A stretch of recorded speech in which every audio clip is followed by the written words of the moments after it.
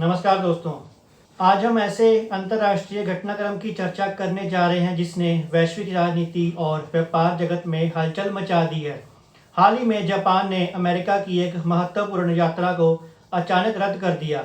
जैसे ही ये खबर सामने आई, तरह तरह की अटकलें लगाई जाने लगी।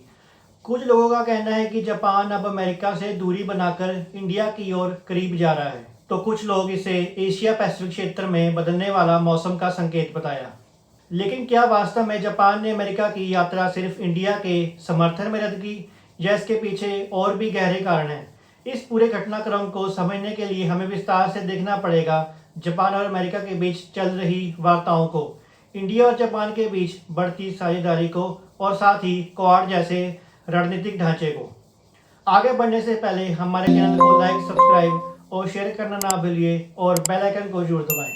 जापान की अमेरिका यात्रा रद्द क्यों हुई? जापान के चीफ ट्रेड नेगोशिएटर रसोई अकाजावा को वाशिंगटन की यात्रा पर जाना था। इस यात्रा का मुख्य उद्देश्य था अमेरिका और जापान के बीच एक बड़ा $550 बिलियन इन्वेस्टमेंट डील को अंतिम रूप देना। इस सौदे के अंतर्गत जापान से अमेरिका को होने वाले निर्यात, निवेश कर, ऑटोमोबाइल्स पर टैरिफ यानी आयात शुल्क कम किए जाने थे। लेकिन इस पूरे समझौते में एक बड़ी समस्या आ खड़ी हुई, ओवरलैपिंग टैरिफ्स, खासकर बीफ और अन्य एग्रीकल्चर प्रोडक्ट्स पर। जापान का कहना था कि जब तक अमेरिका इन ओवरलैपिंग टैरिफ्स पर स्पष्ट आदेश नहीं जारी करता, तब तक इस डील को आगे बढ़ाना मुश्किल होगा। इसलिए रसोई अकाजावा ने अपनी यात्रा को आखिर समय पर रद्द कर दिया। यहाँ सबसे जरूरी बात यह है कि यात्रा रद्द करने का कारण पूरी तरह एडमिनिस्ट्रेटिव और ट्रेड रिलेटेड नहीं था, ना कि किसी राजनीतिक झुकाव या रणनीतिक संदेश के तहत। गलत धारणाएं और सोशल मीडिया पर चर्चाएं। दोस्तों, जैसे ही यह खबर आई, सोशल मीडिया पर इसे अलग ही रंग दे दिया गया। कई जगहों पर कहा गया कि जापान ने अमेरिका की यात्रा सिर्फ इसलिए रद्द की कि यह इंडिया का समर्थन दिखा सके। लेकिन अगर हम वास्तविकता देखें तो जापान की अमेरिका यात्रा और इंडिया के साथ सहयोग दोनों अलग अलग घटनाएं हैं। एक तरफ व्यापारिक मुश्किलों ने अमेरिका यात्रा को रोका, वहीं दूसरी तरफ इंडिया के साथ निवेश योजनाएं पहले से तय थी। यानी यह कहना कि जापान ने अमेरिका को छोड़कर इंडिया का पक्ष लिया, तथ्यात्मक रूप से यह सही नहीं है। अब बात करते हैं उस घटनाक्रम की जिसने सबका ध्यान खींचा है, इंडिया और जापान के रिश्तों की। इस महीने के अंत में prime minister Narendra Modi Japan की यात्रा पर जा रहे हैं। वहां पर जापान एक ऐतिहासिक निवेश पैकेज की घोषणा करने वाला है। यह पैकेज लगभग 10 ट्रिलियन येन यानी $68 बिलियन का होगा। यह निवेश मुख्य रूप से semiconductors, artificial intelligence, clean energy और क्रिटिकल मिनरल जैसे क्षेत्रों में होगा। सोचिए, यह वही सेक्टर है जो आने वाले दशकों में पूरी दुनिया की अर्थव्यवस्था की रीढ़ बनने वाला है।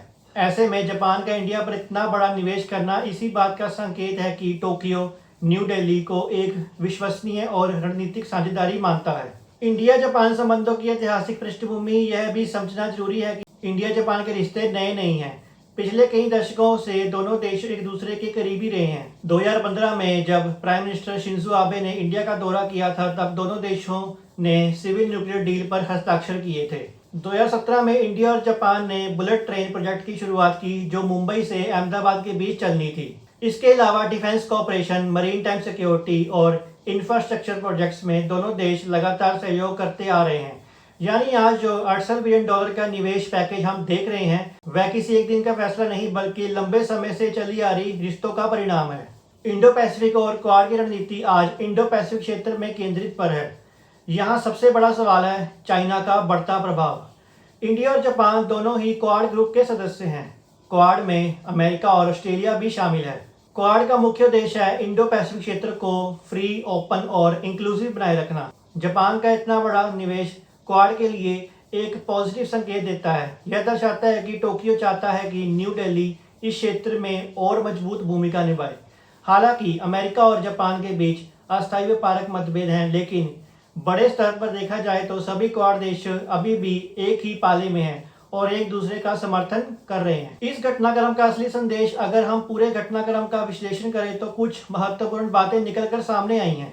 जापान की अमेरिका यात्रा रद्द होने एक ट्रेड नेगोशिएशन इशू था, ना कि इंडिया के समर्थन में उठाया गया कदम।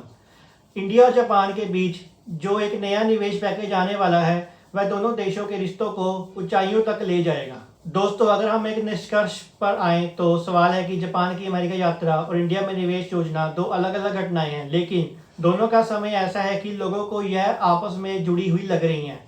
फिर भी यह सच है कि इंडिया और जापान के रिश्ते लगातार मजबूत हो रहे हैं। यानी आने वाले समय में इंडिया और जापान की दोस्ती सिर्फ एक एशिया ही नहीं बल्कि पूरी दुनिया की राजनीतिक और अर्थव्यवस्था को दिशा दे सकती है। तो दोस्तों, आपको यह विश्लेषण कैसा लगा? क्या आप मानते हैं कि इंडिया जापान पार्टनरशिप आने वाले वर्षों में चाइना के प्रभाव को चुनौती दे पाएगी? अपनी राय हमें कमेंट सेक्शन में जरूर बताएं। आज की वीडियो में दोस्तों बस इतना ही। फिर मिलेंगे एक नई न्यूज के साथ, तब तक के लिए साइनिंग ऑफ।